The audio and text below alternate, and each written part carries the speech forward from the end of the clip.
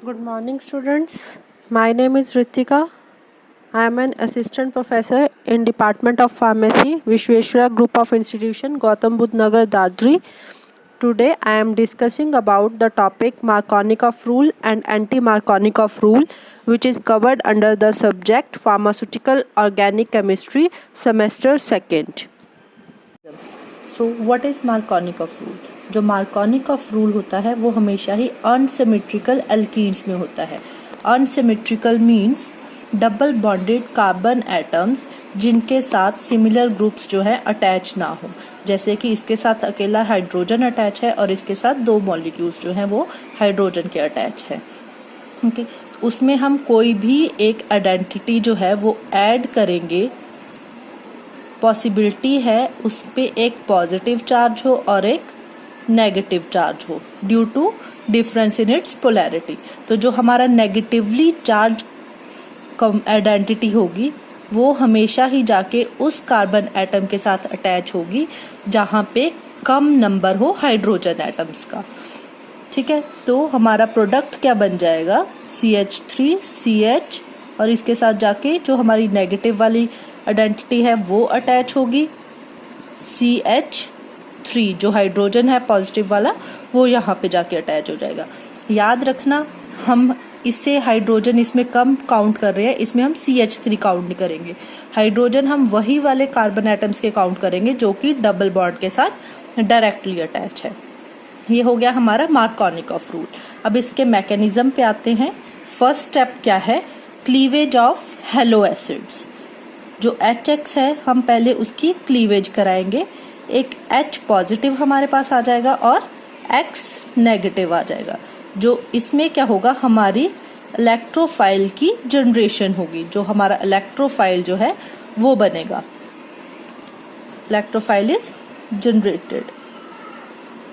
Next step में क्या होगा, हमारा जो हम अनसिमेट्रिकल एल्कीन लेंगे CH3 CH double bond CH2,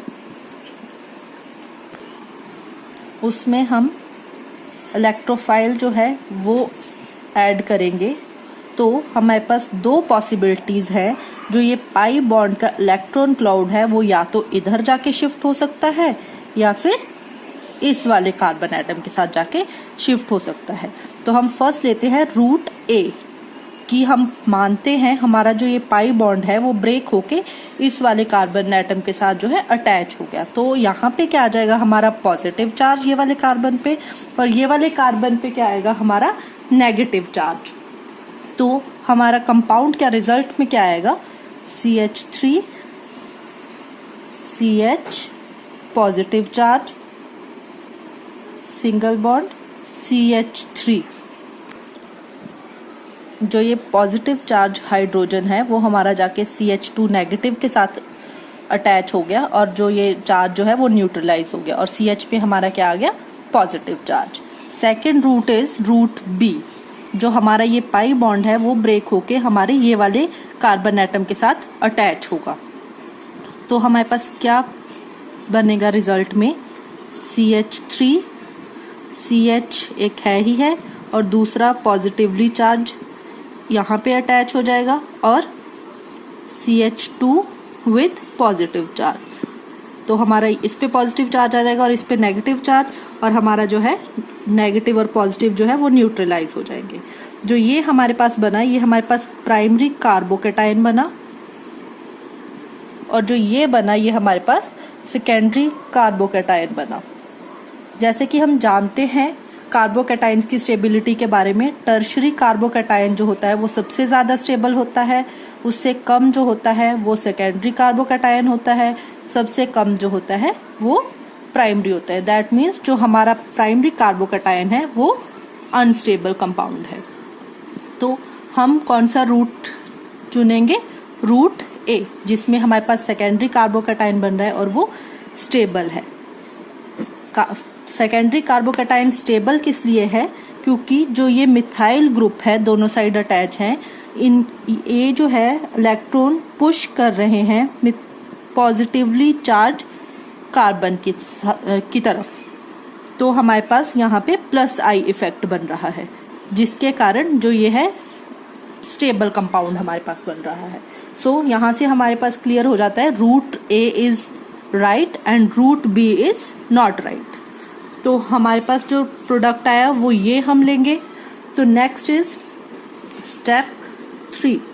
step 3 में हम क्या करेंगे, जो हमारा ये वाला प्रोडक्ट बना CH3 CH and CH3 with positive charge, this one, इसमें हम क्या करेंगे, जो हमारा ये X नेगेटिव बचा है, H पॉजिटिव तो हमारा कंज्यूम हो गया, जो X नेगेटिव बना है वो इसमें ऐड करेंगे। ये ऐड करने के बाद तो हमारे पास जो फाइनल प्रोडक्ट आएगा वो आएगा CH3 CH CH3 और X जो है वो इसके साथ जाके अटैच हो जाएगा। जो पॉजिटिवली चार्ज कंपाउंड है उसके साथ जाके नेगेटिवली चार्ज कंपाउंड अटैच हो जाएगा और ये चार्ज को न्यूट्रलाइज कर देंगे और हमारे पास ये फाइनल प्रोडक्ट बनेगा। तो अब आप देख सकते हैं जो हमने स्टार्टिंग में रिएक्शन की थी उसका फाइनल प्रोडक्ट ये है और इसका भी फाइनल प्रोडक्ट ये आ रहा है, इन मैकेनिज्म का भी ये आ रहा है। तो दोनों कोरिलेट हो रहे हैं। तो ये था मार्कोनिकॉफ रूल और इसके मैकेनिज्म के बारे में। Thank you so much. Hello students, in today's class we will do anti-Markovnikov rule. Anti means opposite. तो जो ये anti-Markovnikov rule है ये Markovnikov rule का opposite होता है। इसमें भी हम एक unsymmetrical alkene लेंगे। Unsymmetrical means double bonded carbon जिसके साथ different number of hydrogen attach हो। डबल बॉन्डेड कार्बन एटम है ये हमारे पास और इसके साथ एक 2 हाइड्रोजन अटैच है और इसके साथ सिंगल। सो ये हमारी क्या बन गई, अनसिमेट्रिकल एल्कीन। कोई भी अनसिमेट्रिकल एल्कीन लेंगे जिसमें हम कोई भी एक आइडेंटिटी ऐड करते हैं, बट इस केस में हम HBr ऐड करते हैं, Br negative and H positive. ये जो रूल है ये सिर्फ HBr के लिए एप्लीकेबल होता है। जो एंटी मार्कोनिकॉफ रूल है ये सिर्फ HBr के लिए एप्लीकेबल होता है और in the presence of organic peroxide. ये एंटी मार्कोनिकॉफ रूल जो है ये अनसिमेट्रिकल एल्कीन के लिए और इसमें एक HBr होना जरूरी है और ऑर्गेनिक परऑक्साइड होना जरूरी है। इसमें क्या होता है, जो हमारी नेगेटिव आइडेंटिटी है वो जहाँ पे ज़्यादा नंबर ऑफ हाइड्रोजन एटम होंगे जिस कार्बन के साथ उसके साथ जाके अटैच होगी। डबल बॉन्डेड कार्बन के साथ जहाँ पे ज़्यादा हाइड्रोजन एटम्स अटैच होंगे उसके साथ जाके हमारी Br नेगेटिव जो है वो अटैच होगा। जो हमारा मार्कोनिकॉफ रूल था उसमें क्या था, जो हमारी नेगेटिव आइडेंटिटी होती थी वो laser number of hydrogen atom के साथ अटैच होती थी, बट एंटी उसका ऑपोजिट है। सो जो हमारी नेगेटिव आइडेंटिटी है वो हमारी जाके जहाँ पे ज़्यादा हाइड्रोजन एटम अटैच होंगे उसके साथ जाके अटैच हो जाएगी उस कार्बन एटम के साथ, but in the presence of organic peroxide. अगर हम ऑर्गेनिक परऑक्साइड नहीं लिखेंगे तो हमारी जो Br नेगेटिव है वो लेसर नंबर ऑफ हाइड्रोजन के साथ अटैच हो जाएगी और ये मार्कोनिकॉफ रूल बन जाएगा। इसलिए इसके लिए ये ऑर्गेनिक परऑक्साइड मस्ट है। तो हमारा प्रोडक्ट क्या बन जाएगा, CH3 CH2 CH2 Br 1 bromo propane. Next अब हम आते हैं इसके मैकेनिज्म पे। स्टेप 1 क्या है, ये जो मैंने लिया है ये ऑर्गेनिक परऑक्साइड लिया है जो कि कॉमनली यूज होता है बेंजोइल परऑक्साइड। ये जो है हमारा पार्ट ये बेंजोइल है और जो ये है ये परऑक्साइड है। फर्स्ट स्टेप में हम क्या करेंगे, जो ये परऑक्साइड ग्रुप है उसकी होमोलिटिक क्लीवेज करवाएंगे, उस बॉन्ड को क्लीव करवाएंगे। तो हमारे पास जो प्रोडक्ट आएगा वो क्या आएगा, C6H5C double bond O and O free radical. इसके 2 मॉलिक्यूल्स बनेंगे, इसमें एक फ्री रेडिकल की जनरेशन होगी। इसमें फ्री रेडिकल की जनरेशन होती है, इसलिए हम इसे बोलते हैं एंटी मार्कोनिकॉफ रूल को free radical addition across unsymmetrical alkenes. ठीक है, यहाँ पे हमारा एक फ्री रेडिकल की जनरेशन हुई। अगेन जो हमारा ये वाला बॉन्ड है ये क्लीव होगा, होमोलिटिक इसकी क्लीवेज होगी। तो हमारे पास जो कार्बन डाइऑक्साइड है वो लिबरेट हो जाएगा और हमारे पास फिनाइल ग्रुप जो है वो एज अ फ्री रेडिकल बच जाएगा हमारे पास। ठीक है, नेक्स्ट स्टेप 2 में हम क्या करेंगे, जो हमारा फिनाइल फ्री रेडिकल बचा है उसमें HBr ऐड करवाएंगे। ओके, हमारा फिनाइल जो है ये फ्री रेडिकल बचा है, उसमें हम HBr ऐड करवाएंगे। यहाँ पे इसकी क्लीवेज होगी इस बॉन्ड की, तो हमारा जो है एक बन जाएगा free benzene plus Br free radical.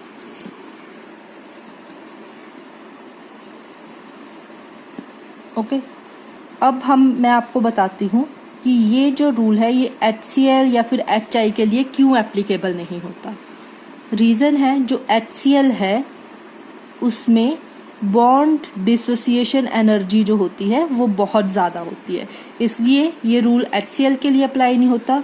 और जो HI है उसकी बॉन्ड डिसोसिएशन एनर्जी तो कम है, वो बॉन्ड जो है वो इजीली ब्रेक तो हो जाता है, I फ्री रेडिकल तो बन जाता है, बट जितनी जल्दी वो ब्रेक होता है उतनी ही जल्दी वो एक और फ्री रेडिकल के साथ कंबाइन हो जाता है और वो I2 की फॉर्मेशन कर लेता है।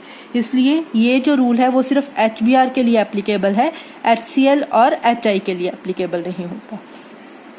यहाँ पे हमारे पास एक फ्री रेडिकल बच गया Br। स्टेप 3 में हम क्या करेंगे, हम अनसिमेट्रिकल एल्कीन लेंगे। ओके, और उसमें जो हमारा फ्री रेडिकल बचा Br उसे लेंगे। अब दो यहाँ से बॉन्ड ब्रेक होगा, यहाँ से बॉन्ड की क्लीवेज होगी। अब दो पॉसिबिलिटीज हैं, जो हमारा Br है वो या तो जाके इसके साथ अटैच हो सकता है एंड सेकंड इज या तो वो यहाँ पे जाके अटैच हो सकता है। फर्स्ट हम लेते हैं रूट A। रूट A में क्या है, अगर हमारा कंपाउंड जो है ब्रेक होके